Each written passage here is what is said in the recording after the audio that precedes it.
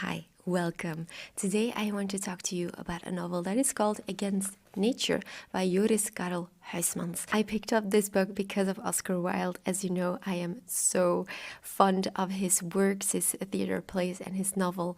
And this is the book that corrupted Dorian Gray in the picture of Dorian Gray. Let me first read to you a quote from chapter 10.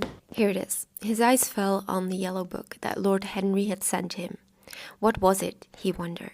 He went towards the little pearl-colored octagonal stand that had always looked to him like the work of some strange Egyptian bees that wrought in silver, and taking up the volume, flung himself into an armchair and began to turn over the leaves. After a few minutes, he became absorbed. It was the strangest book that he had ever read. It seemed to him that in exquisite raiment and to the delicate sound of flutes, the sins of the world were passing. Turning the page. In dumb show before him. Things that he had dimly dreamed of were suddenly made real to him. Things of which he had never dreamed were gradually revealed. It was a novel without a plot, and with only one character, being, indeed, simply a psychological study of a certain young Parisian who spent his life trying to realize in the 19th century all the passions and modes of thought that belonged to every century except his own, and to sum up, as it were, in himself the various moods through which the world spirit had ever passed. Loving for their mere artificiality those renunciations that men have unwisely called virtue, as much as those natural rebellions that wise men still call sin. The style in which it was written was that curious jeweled style, vivid and obscure at once, full of argot and archaisms, of technical expressions and of elaborate paraphrases that characterizes the work of some of the finest artists of the French school of symbolistes. There were in it metaphors as monstrous as orchids and as subtle in color. The life of the senses was described in the terms of mystical philosophy. One hardly knew at times whether one was reading the spiritual ecstasies of some medieval saint or the morbid confessions of a modern sinner. It was a poisonous book.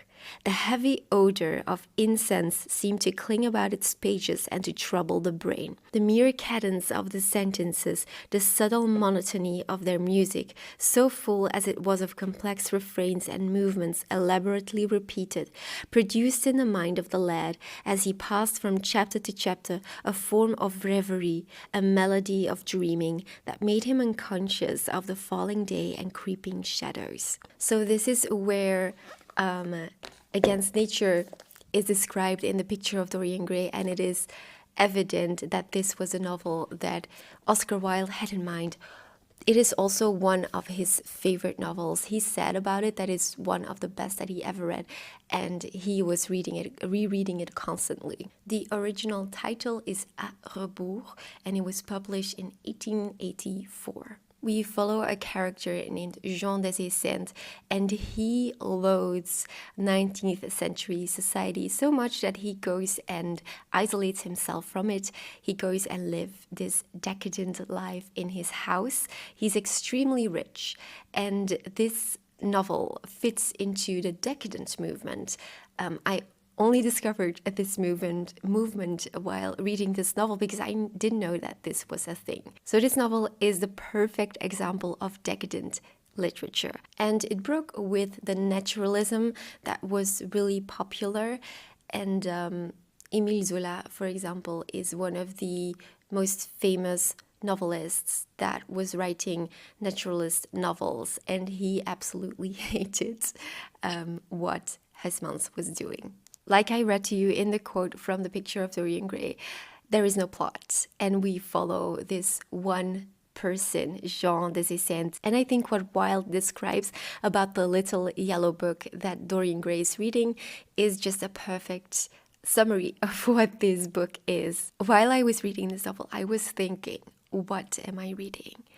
And it was only after I finished it and after I kind of let it sit, because this novel, for me, lingered into the room like some smell.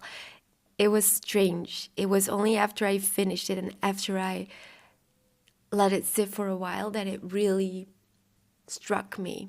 Because this isn't a character that you care for. It's all about decadence. It is full of references to literature and art and the appreciation for the arts and also nature and expensive gems. And at a certain point, he even lets a tortoise come over to his house and he sets it with jewels and paints it, I think. And it's also about smell, because at a certain moment he orders a bunch of plants and flowers, and it kind of makes our main character sick because they're spreading these poisonous airs. It's just that for Desicent, nothing matters but his surroundings. He feels way better than other people, and he finds comfort in his surroundings, in his art, in beautiful things. And it kind of treats art and beauty as a substitute for life. He has this decadent taste and he takes the aesthetic life to an extreme. Now, it is said that this was the main inspiration for Oscar Wilde to write The Picture of Dorian Gray. And you can definitely see when you read that quote from the Yellow Book from Dorian Gray and you have read Arbour, then you will clearly see that this must be the inspiration for The Picture of Dorian Gray. What I find funny is that Oscar Wilde describes Dorian Gray flung himself into an armchair and began to turn over the leaves. So the flinging into the armchair is really funny because it is what Desicent stands for. Like, he flings himself into his armchair. Huysmans said about his own novel that it will be the biggest fiasco of the year, but I don't care a damn. It will be something nobody has done before, and I shall have said what I have to say.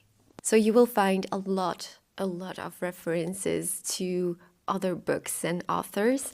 If you would make some kind of challenge of reading all of the books mentioned in this book, then you will have reading material for a very long time. What made it extra interesting for me is that I am familiar with a lot of authors that he mentions.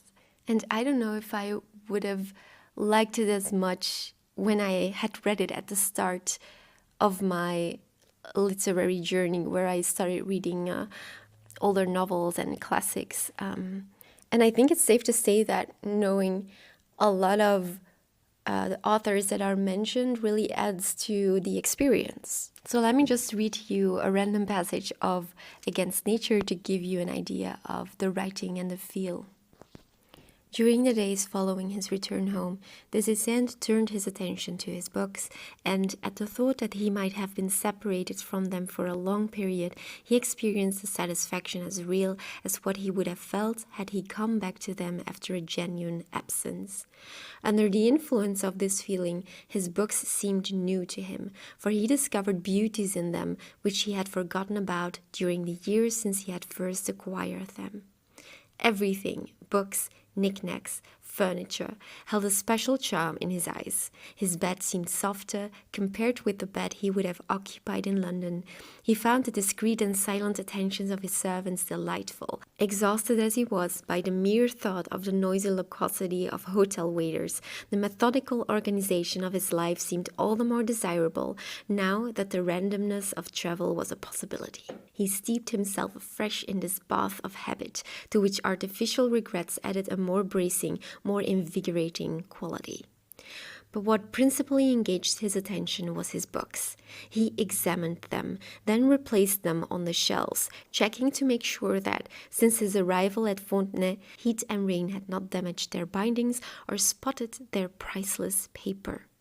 Thank you for watching, and I hope to see you next week.